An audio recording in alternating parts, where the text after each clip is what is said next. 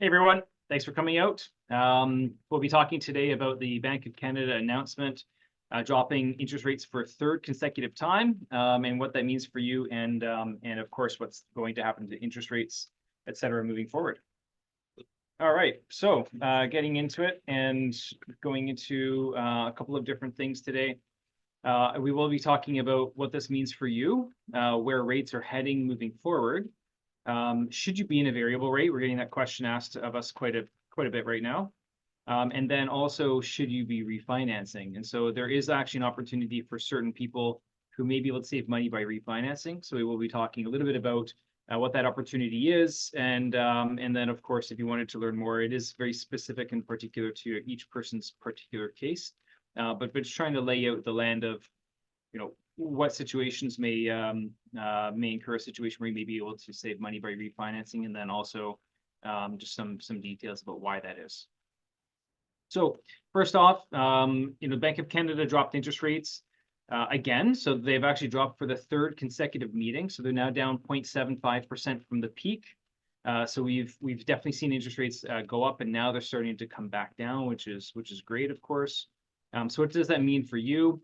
Well, if you have a fixed rate, there is no change. And so if you're in a fixed rate mortgage, there's no changes. If you have a mortgage in effect right now, as of now, fixed rates are not projected to actually decrease short term.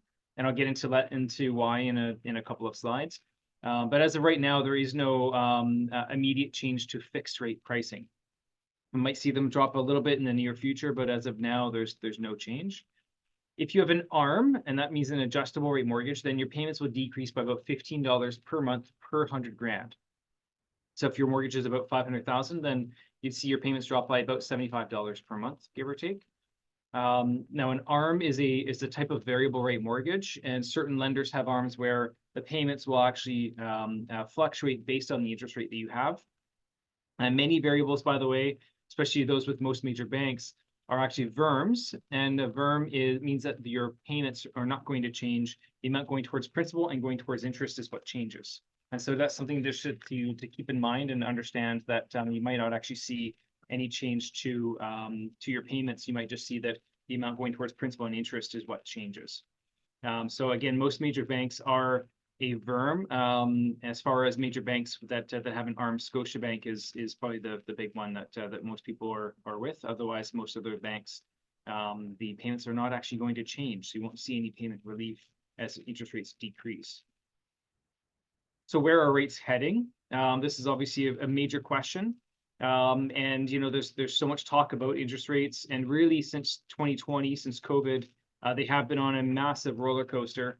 They decreased significantly, and then of course the Bank of Canada started to increase rates significantly, and they actually went up by 4.75% over an 18-month period. And so it was quite an adjustment. If you look at this chart here, we can see, of course, that it bottoms out in early 2020, and then stayed there until January of 2022, and started to then skyrocket upwards.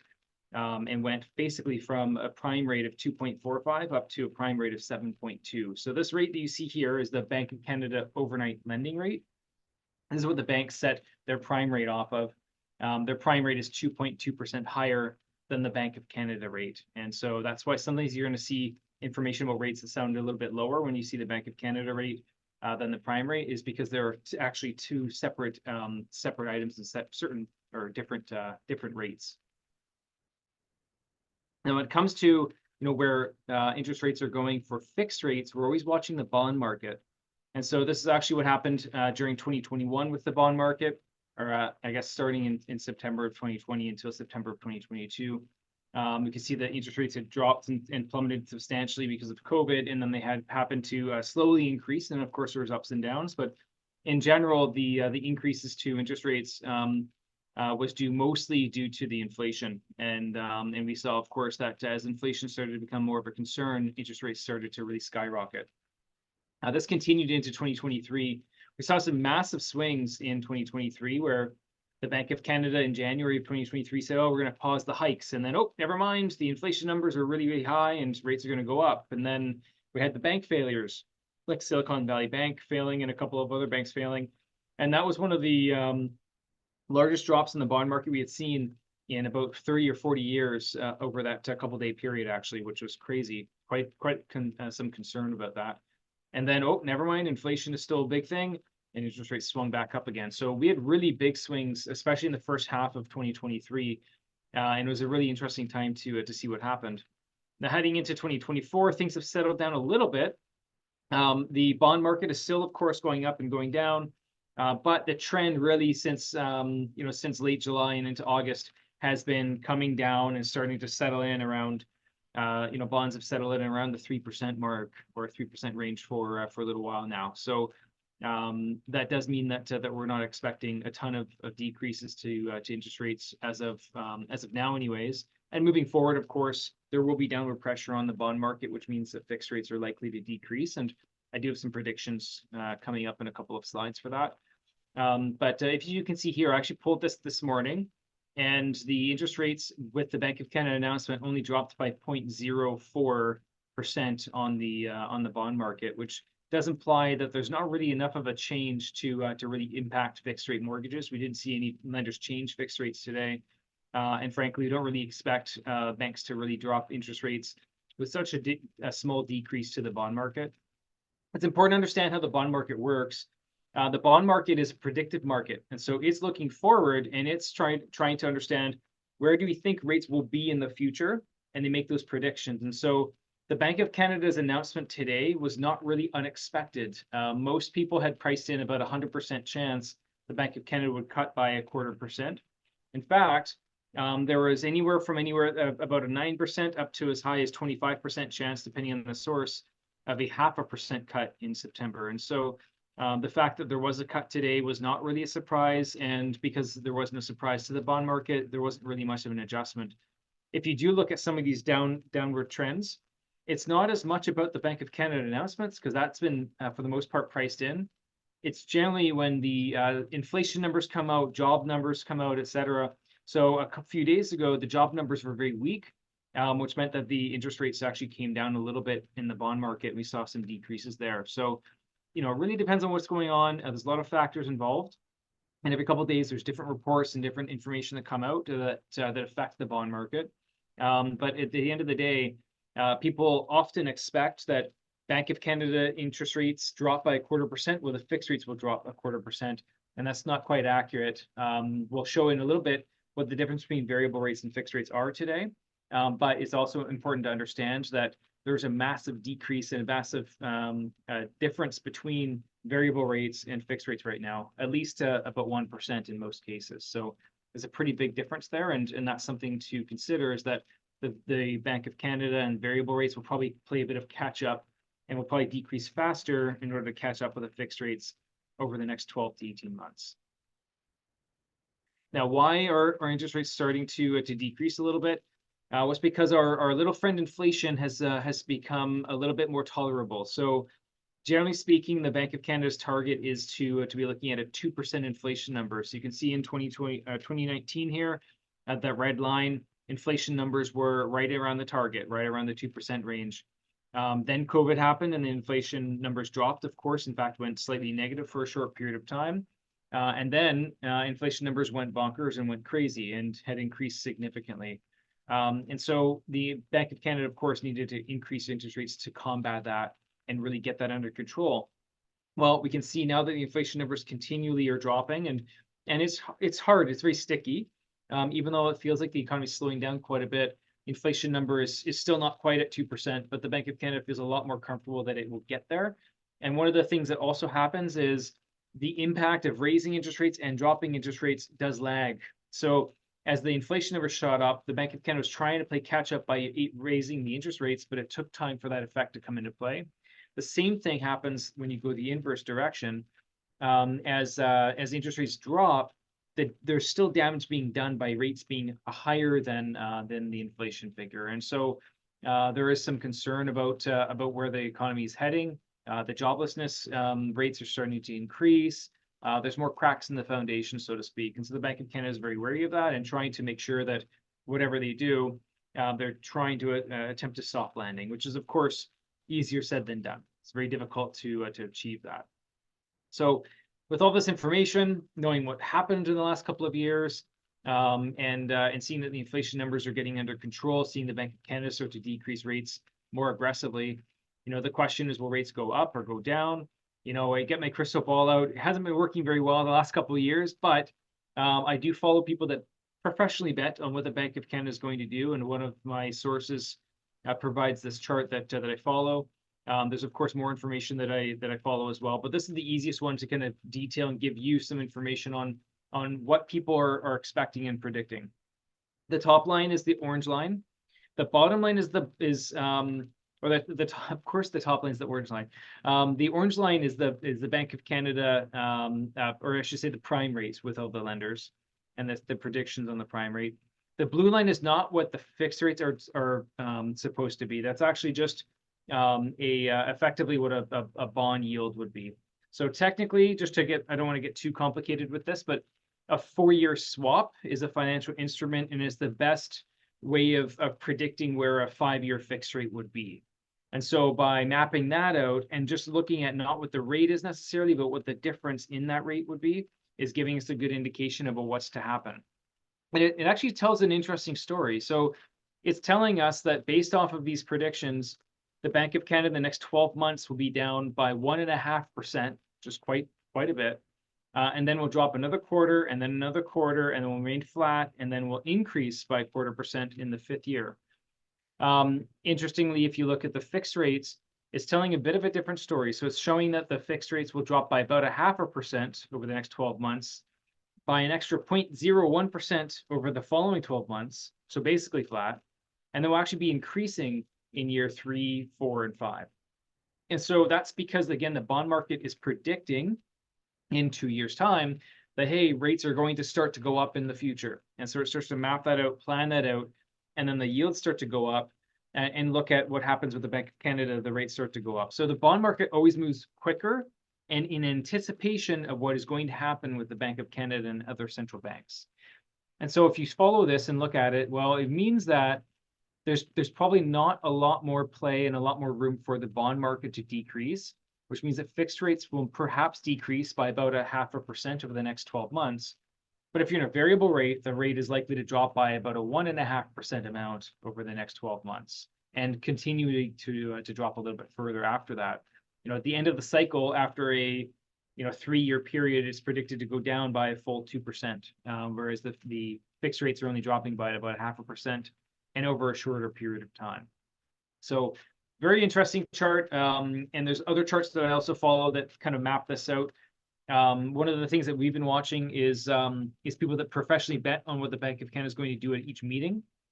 And those people are predicting almost 100% chance of a cut in October, another cut in December, and then another cut in January. So it's almost getting fully priced in that there'll be 3 more cuts by January, which not every economist is following and believing, but these are people that play in the financial markets that kind of bet on this. And not to say they're always right or always wrong, but they're generally really relatively accurate with their predictions.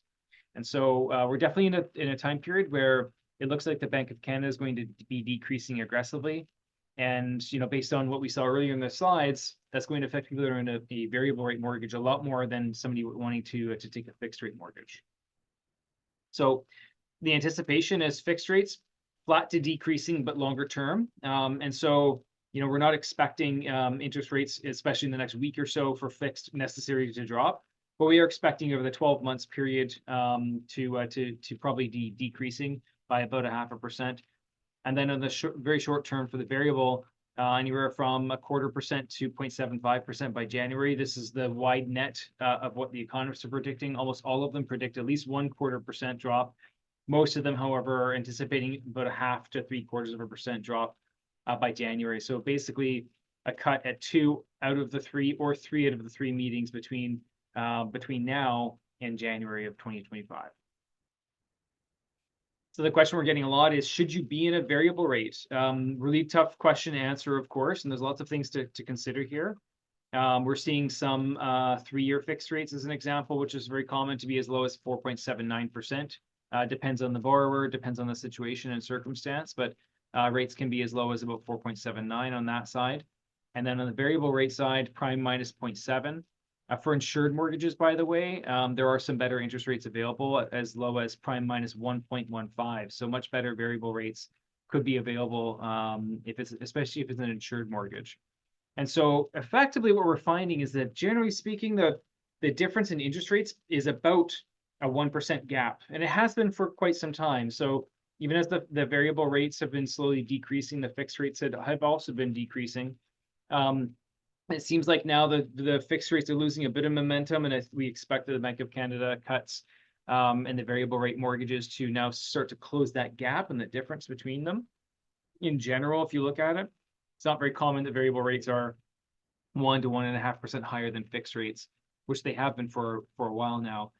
So the expectation is that they're going to slowly start to close that gap. So based on these interest rates, we do run a scenario. So we've built a spreadsheet. We update it based on what the Bank of Canada predictions are, based on a number of different economists. We have not updated it with this Bank of Canada cut, but we did update it with the July cut.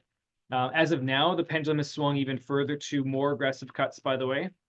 And so our spreadsheet is probably a little bit out of date and probably a little bit more skewed towards a fixed rate, actually, as opposed to a variable rate. But even now, we just did this analysis earlier today for a client. We're looking at a $928,000 mortgage that would fund in November. And comparing a 3-year fixed rate versus a variable rate, the variable rate looks like it should outperform the fixed by about $4,400 or $4,500 over the 3-year period.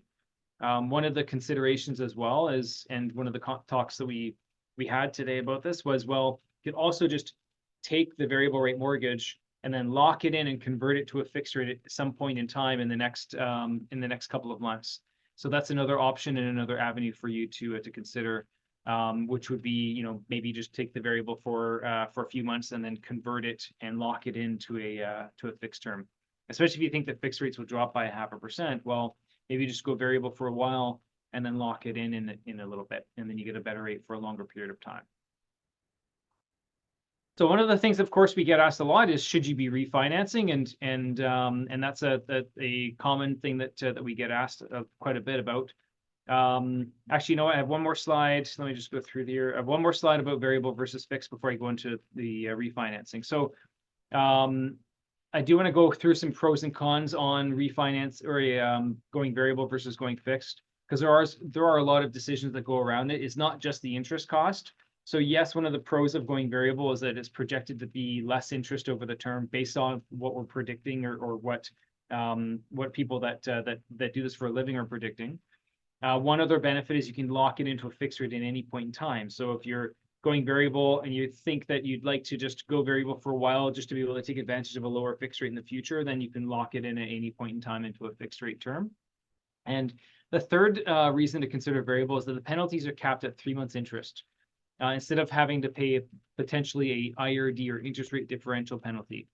Then IRD is the difference between your rate and current market rates over the remainder of the term. So the challenge is that with fixed rate mortgages, if rates do drop and they drop substantially, you might be stuck in a position where you might have a very large penalty to get out of your fixed rate mortgage contract. So we do find that a lot of the time investors in particular like to go variable, even if the interest cost was going to be about the same over the term.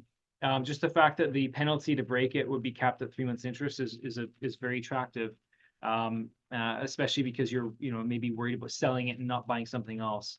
Now note that if you do sell and buy something else, generally lenders will allow you to port the mortgage to the new property, which means if you do take a fixed rate mortgage, you can take it with you and move it to the new property, and you add on the extra money that you need at current market rates at that time. So you're not necessarily going to be stuck with a penalty, especially if you're selling and buying at the same time. But if you do sell before you buy a new property, you may be stuck with a penalty. And in particular, an investor's less likely to sell with the intention of parlaying that into a new purchase right away. So there are some cons, of course, too. One of the major ones that we're finding is a lot of clients are very sensitive to how costly everything is today. And so it's great that maybe if you took a variable, you might catch up and save more money in years 2 and 3 than taking the fixed rate. But what about year 1? And so this is a concern that we have for a lot of people is, can you afford the payments based off of where the payments are going to start? And that's something that is a concern. In particular, if you're taking a variable rate mortgage where the payments are static, then you're setting the payment based off of today's interest rates, and you're not going to see any payment relief as the rates go down. The payments will still remain static, which can be good because you're paying more towards the principal and less towards the interest. But for a lot of people, they're looking at the payments themselves and are concerned about being able to afford those. So that is something that we definitely watch out for, and have, a lot of clients are concerned about their affordability. Another thing that comes up too is it is just harder to qualify for a variable rate. If the rate is higher by about 1%, then it does eat into borrowing power, and it's really hard for a lot of people to qualify at today's interest rates as it is. And so if the rate is 1% higher, it makes it a lot harder. And in fact, a lot of the conversations happening right now is that we do have a lot more clients that are wanting to consider a variable, but literally cannot qualify or cannot afford it. And so they're still having to take a fixed rate mortgage just because there is no way that they could qualify for a variable rate. So as far as refinancing and looking at options for that, there are quite a few different things that I wanted to to go over, which is should you be refinancing? What are some of the opportunities and things that you should be looking at? I just realized that for some reason my slide that I talked all about that I deleted it or something, so it's not here. So I'm just going to talk about it because I can easily go over all the details. So as far as refinancing is concerned, here's the opportunity. If you have a fixed rate mortgage that's over about 6%, and especially if you have at least one, but more like 2 years or so remaining on the mortgage, then you'll likely save money by redoing your mortgage. And the reason for that is that the interest rates are kind of inverted. So we call it the yield curve, and it's inverted, meaning that short-term rates are higher than long-term rates. And this is one of the reasons that the 3-year fixed rate has been such a popular option, is people wanted to take a long enough term where the rate is lower, but not too long of a term where they're locking in for an extremely long period of time, especially if rates are going to come down. So we're in an interesting time right now with that. So what ends up happening is if the penalty is either 3 months interest or the difference between your rate and current market rates over the same term remaining, then what happens is if you have a short-term rate that's over 6%, and you only have 1 or 2 years left on the mortgage, a 1 or 2 year rate are very high right now. And so the penalty is just capped at 3 months interest. And what we find is that if you were to break that mortgage and redo it and go into either a variable rate or a new fixed rate term, like a 3-year to a 5-year term, there does seem to be a large amount of potential savings by breaking the mortgage. So it does seem like the savings and interest should exceed the penalty cost. And this is time sensitive, because the problem is that as the Bank of Canada drops, every time that they drop, that drops the short-term interest rates. And so if you were to look at the bond chart, you're going to find that a quarter point decrease by the Bank of Canada is only going to nudge longer-term bonds by a little bit, but it will nudge the short terms, the 1 years and the 2 years, a lot more, because a 1-year bond is looking at where rates will be over the next 12 months. And so if the Bank of Canada is dropping the interest rates, then that's going to nudge down the short-term rates a lot. And it's going to flatten out this curve and bring it back to normal again fairly quickly, especially if the Bank of Canada drops a lot. So this opportunity to refinance might be short-lived. It might only last for a couple of months, especially if the Bank of Canada is going to drop every single meeting. You're going to find those short-term bonds are going to drop fairly quickly, which means the short-term fixed rates will drop quickly. And you're going to be in a situation where all of a sudden the penalty is not just 3 months interest, it may be this interest rate differential, which effectively will capture the difference in savings if you're to break that mortgage and redo it and take a new term. So something to consider. The other consideration that makes this time sensitive is that in general, when the market starts to soften, the reasons that cause the Bank of Canada to drop interest rates, like people starting to lose jobs, the market and the economy starting to slow down, these types of things increase risk of lending to people. If the banks are worried that people may not have a job next month, they're less likely to lend out to those individuals. And so the issue is that the margins in lending actually start to get a little bit thicker, because they're building in a little bit more of a cushion to ensure that they're covered if this mortgage goes sideways.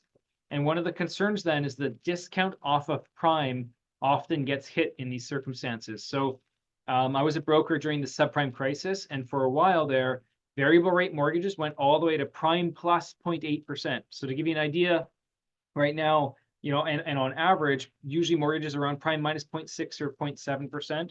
That's been about the average or median interest rate for the last, 15 or so years. In the subprime crisis of 2008 and early 2009, those rates were prime plus 0.8%. In COVID, we went from prime minus 0.6 or 0.7 to prime within a couple of weeks. In fact, some lenders made that move within a couple of days. And so I don't think that the situation that we're in is going to be as dire as that. I don't think we're going to see variable rate discounts completely shrink down to zero. We might see variables from prime minus 0.6 or 0.7 go down to maybe prime minus 0.4. And so if you wanted a variable rate, the timing is now to get into it to hold that discount off of prime, because generally speaking, before the prime rate actually starts to decrease considerably, the lenders usually are willing to give you a deeper discount before the rates go down. But when they're starting to go down, there's already some cracks in the foundation, and that's usually where the banks have to tighten up things a little bit, and the discount off of prime is usually not as good. So long story short, there are some concerns with where the variable rate discounts will be in the next little bit. I do have a question in the Q&A. I'll answer it now. So Kevin asks, I have a variable mortgage on my rental at prime minus 0.45, which is 6% based on today's rates. And the BC assessment is 1.1, and my mortgage is about 400,000. What's your suggestion in my case to do? So the variable rate that you have is for particularly for rental is about market. You might find that maybe a lender or two might have a slightly better interest rate for you. We could run that analysis, by the way, and we do have a spreadsheet. We can do it for anybody. We can look at what the rate you would probably get if you locked in the mortgage and compare that to what your rate is for your variable and just see where that analysis looks. Because at prime minus 0.45 is not bad for a rental, but it's also maybe not as good as you would if it was owner occupied. So we would just run the analysis and see where that takes us. The other consideration too is, of course, that if you wanted money to take out or you wanted access to a line of credit or something like that, then we may want to explore that for other reasons and see if there's a reason to redo that. But if anybody has a variable rate mortgage and they're not sure if they should lock it in or continue to ride it, we can do the analysis. I'll just email us and then we can send you over a list of questions we need. We can throw this into our spreadsheet, send it back, and send you the analysis. All right. So we went over the pros and cons on variable versus fixed here. A couple of things I wanted to mention before I wrap up and then go to a Q&A as well is that many of you have been following me for a while, and we were building a tool. So it's something called Atlas, and it's basically a tool that would allow us to underwrite and look at the options and financial numbers for a large number of different lenders. And so we've basically taken this spreadsheet, and I'm very happy to announce that we've now built software that allows us to underwrite for a number of different lenders, and it gives us all of the different options, all of the different terms and rates, et cetera, and actually is able to map this out and give us a really good amount of information and review it very quickly. And so we're able to go through this very quickly over the phone, type in a couple of details, and without any documents, we can tell you very quickly, what kind of rates would be available to you and what your qualifications are. So it's a way of speeding things up. And this is something that I'll be launching to other mortgage brokers as well over time. But at this time, as we're still internally testing it, it's something that we're able to do very quickly and give you an answer if you just want to know where things are at and what your options may be before you go through and send a bunch of documents and whatnot just to find out that maybe you don't qualify for the mortgage. So we're finding it to be quite helpful and makes it a lot easier to map out your qualifications. If you did want to book a consult with us, feel free to reach out. We're happy to send over a spreadsheet to compare variable versus fixed. Even if you have a mortgage renewal coming up and it looks like it's going to be best to just stick with your bank, if you just want to get some help on whether you should be taking their variable rate or their fixed rate option that they're offering you, feel free to email us and then we can give you some information on that. Also, we do have a spreadsheet that runs the numbers on whether it makes sense to break your mortgage and redo it. And so we can see what the estimated penalty would be, the estimated savings. And it's really important too that if you do have other debts, if you have a car loan at a higher rate, credit cards, lines of credit, anything like that, it often makes a lot of sense to do a refinance and roll all of that debt into the mortgage, regardless of what the rate is on the mortgage right now. So even if it's only 5.5 or 5.75, in many cases, it will make sense to still refinance. Also, if any of you don't have my book, Rockstar Real Estate Investing, feel free to reach out. just send me an email along with your mailing address, and we'll pop a copy of my book in the mail and send it over to you. A really good book just to give you the foundation of what investing is all about, why invest in real estate, and the basics of how to do so. And feel free to contact us and go through any information or details that I wasn't able to cover today.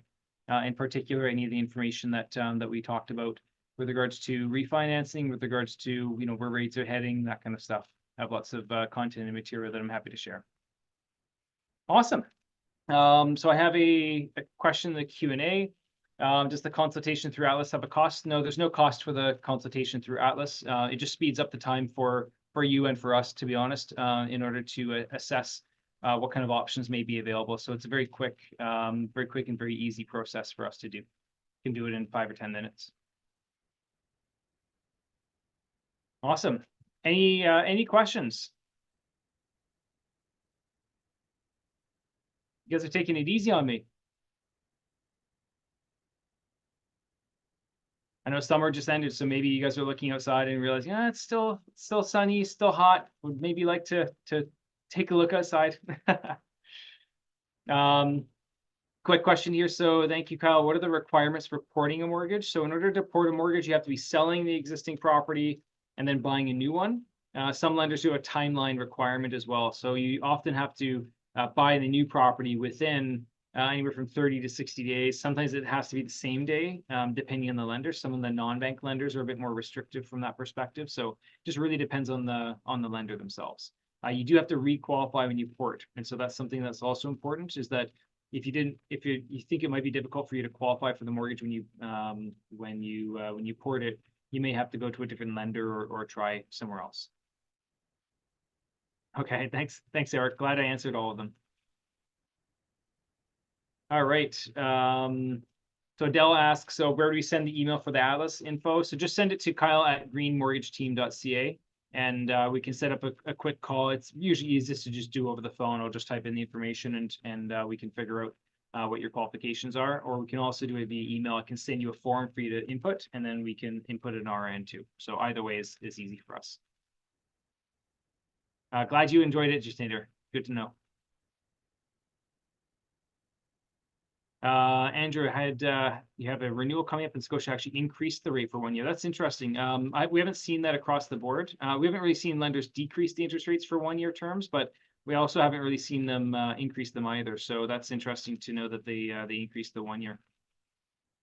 So requirements for refinancing, Vanessa, would be you do have to just qualify to do so. So it really depends on your borrowing situation and what your borrowing power is. But as far as whether it's a good opportunity or not, generally speaking, if you have a rate that's about 6% or higher, then you may save money by refinancing. Hey, Matt, great presentation. Love it when other brokers are talking about prepayment penalties and IRDs.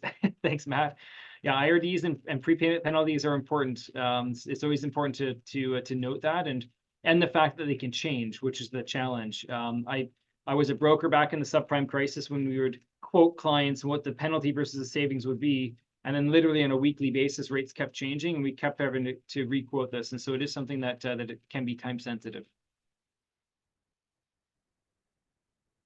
Awesome. Nice to see you, Rodney.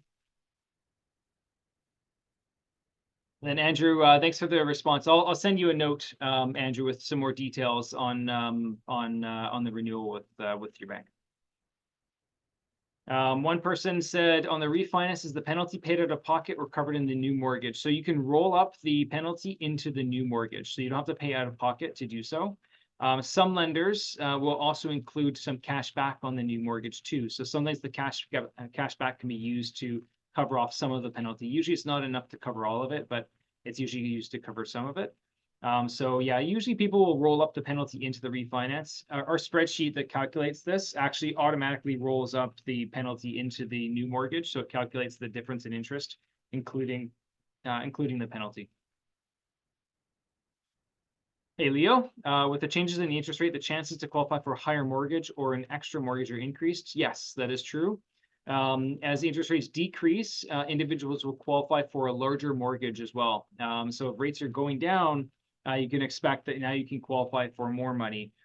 Just as what we're seeing too, with the variable rates starting to decrease, we're finding that We had some clients that couldn't quite take a variable rate, a couple months ago, but wanted one. And now that the rates have decreased enough, we can actually put them into a variable because the rates have decreased 0.75% over the last couple of months. So more opportunities for sure to qualify for variable, but also just to qualify for a mortgage in general.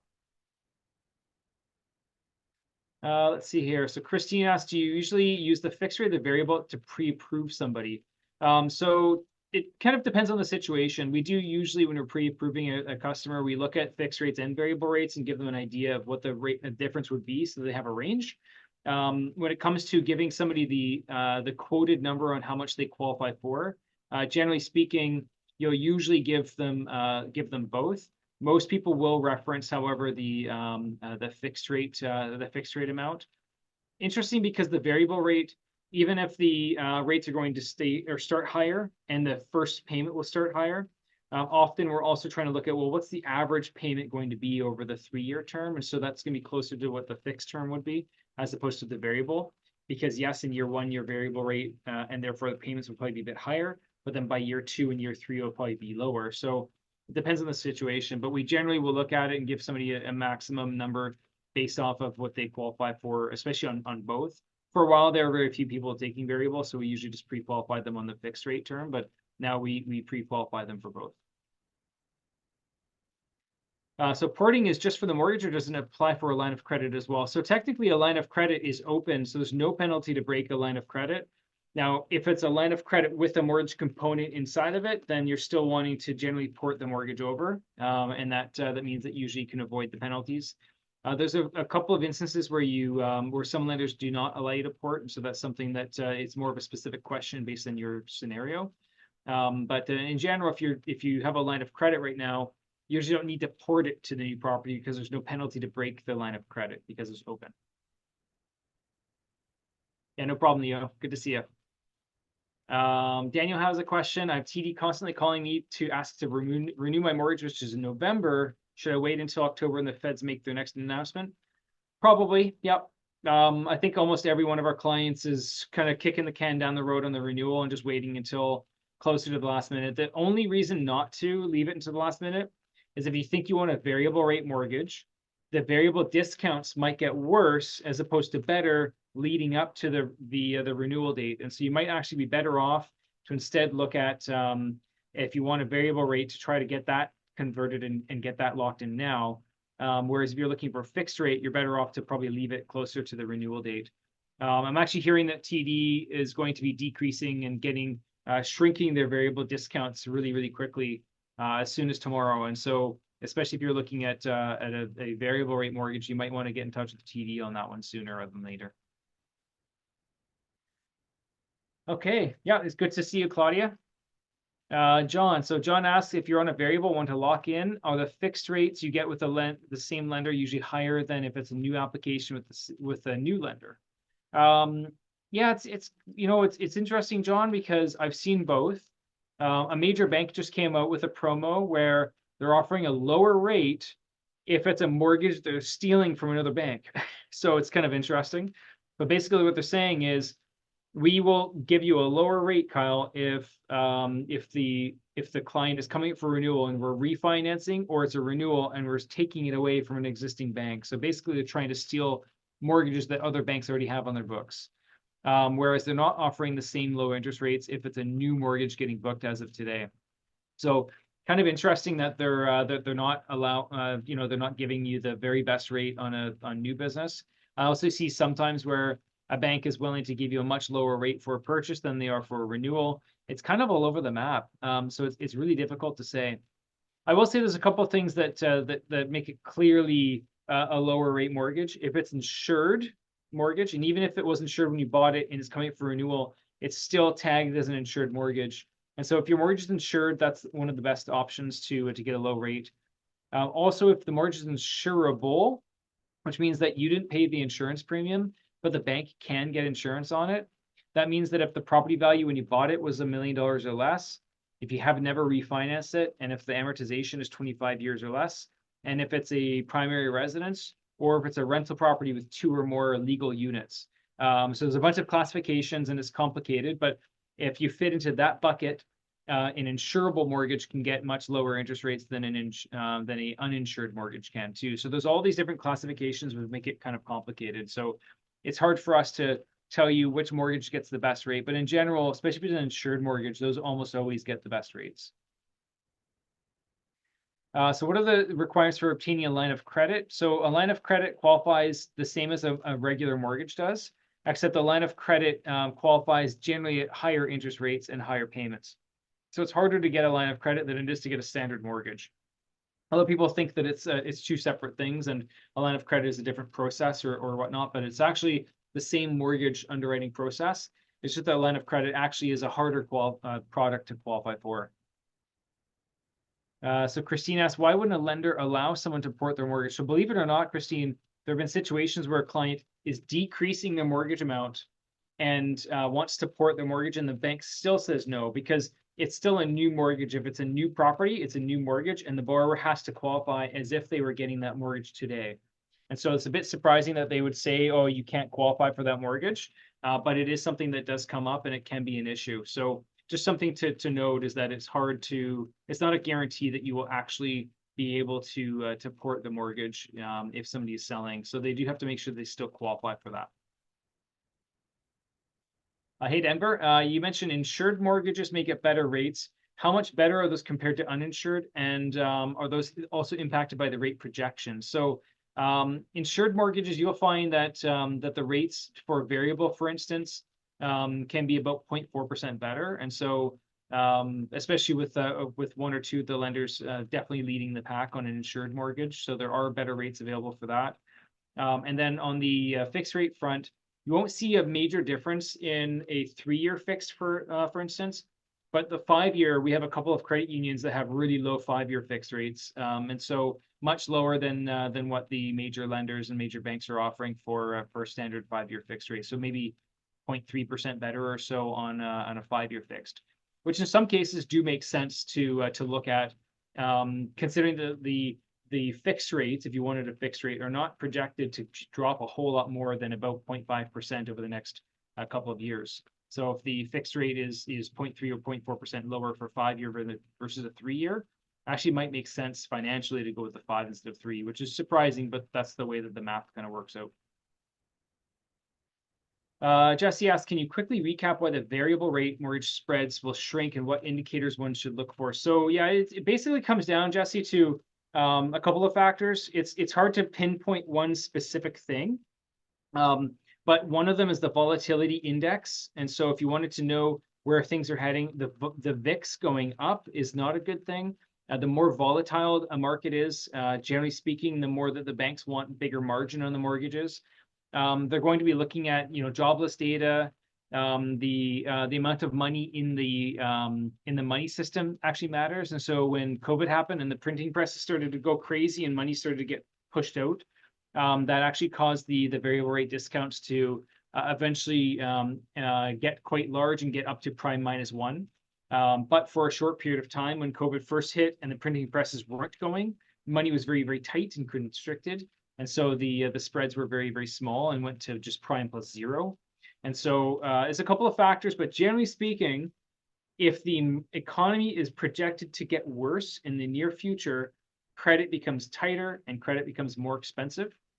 The last thing that you could follow, if you really wanted to, is you could follow the difference between a bank's bond. So banks issue bonds themselves and sell them. You can follow that versus the Canadian 5-year bond.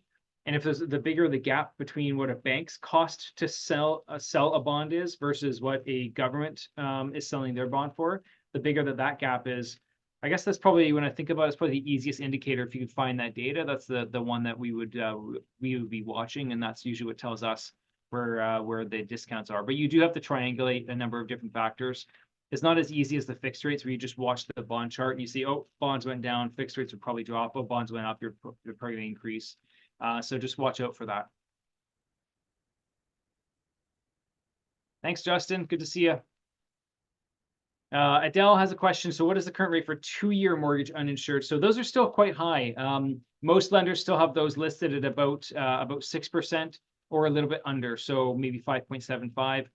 We've got a few lenders for uninsured or especially for insurable that get down to about the mid five, so about 5.5 or 5. I think the last quote I saw was, I can't remember, it's 5.44 or 5.54, but around 5.5, give or take, for a 2-year. Compared that to a 3-year, most major lenders are under 5% for a 3-year fixed rate. So, you know, a half to 0.75% lower if you went with a 3-year fixed versus a 5-year fixed. So the 3-year still is quite a bit lower and cheaper than the 2-year. Christina says, it makes sense to go for an insured mortgage because of the lower rates, even though you have to pay a fee to have an insured mortgage. So in some cases it does, Christine. It's rare, but in some cases it does. So one of the things that happens, if the mortgage can be insured, it usually can also be insurable. And so what ends up happening is that we look at the difference between the interest rates. And in some cases, it makes sense to pay the insurance premium, especially if you're putting a significant down payment down. I'll give you an example. If you put 35% down, the insurance premium is only 0.6%. So if you take that 0.6% and spread it over a 5-year mortgage term, that's only a 0.12% difference over per year for 5 years. Now that means that if the rate is at least 0.12% lower for the insured mortgage versus the insurable mortgage or any other mortgage type, then you may be better off to actually have the insurance premium get added to your mortgage, because you may end up saving more in interest over the 5-year term that way.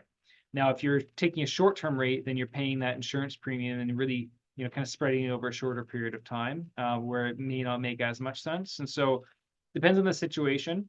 But there are some circumstances right now that we're seeing where it actually may make sense to actually pay insurance on a mortgage to get that lower rate. But it's usually if you go insurable and you're putting a significant down payment down, then usually the rate isn't much higher than the insured, and usually it still makes sense to then go with that. So to give you an idea, with 35% down, most lenders have the same rate or very similar for an insured mortgage versus a insurable mortgage. So still 25-year amortization is still fitting the same classifications that you need to for an insured mortgage, but they usually give you the same rate. Keith asks, if the gap is increasing between a bank's bond and the Bank of Canada, is the discount on variable going up or going down? If the gap is increasing between banks' cost of funds and the government issued bonds, if that spread is increasing, that means the cost of funds is increasing for the banks, which means that the discount off of prime is decreasing because their spread is getting compressed. And so if you're finding that the bank's money compared to the government money is starting to get a little bit more expensive, then that means that the variable rate discounts are probably going to shrink.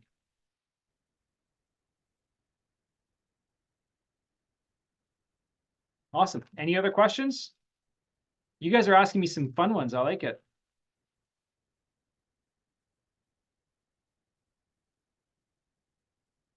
Okay, awesome. Well, I think everybody's asked all their questions. Of course, if any other questions come up, please shoot me an email. I'm happy to answer them.